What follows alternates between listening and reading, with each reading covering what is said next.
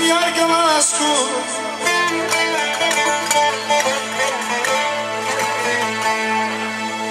Kül viridan çaskan layıkar Kiskan yargılasku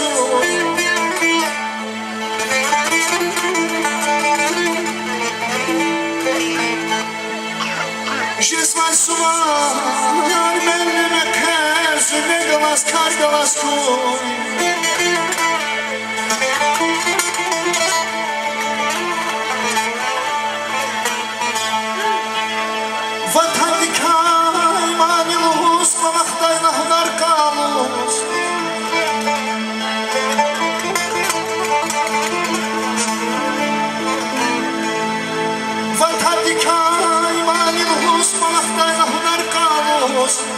Gısafa kimi götürüyor seri şahlar gargalasku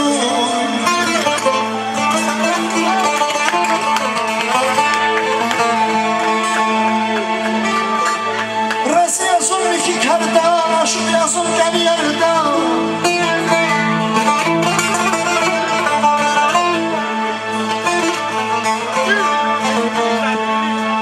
Rası yazım iki kardeş yazım gel yerde Ben kerdana kaçılır tartanası gibi sargılasku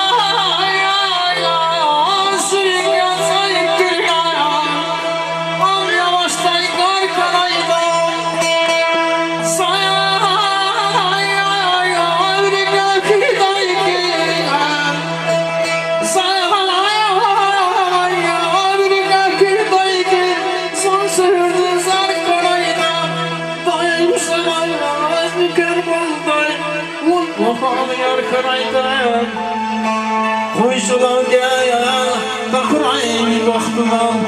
bir karşıdan babamızda sevdiğim ay canım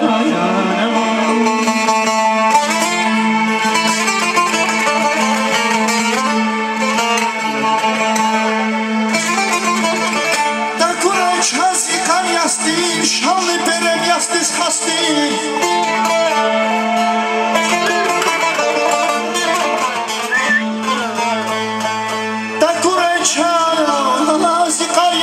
Şalı benim yastıs hastin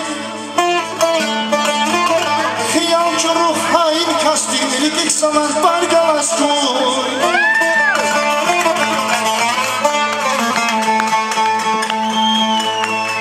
Takuray çaz yıkar yastin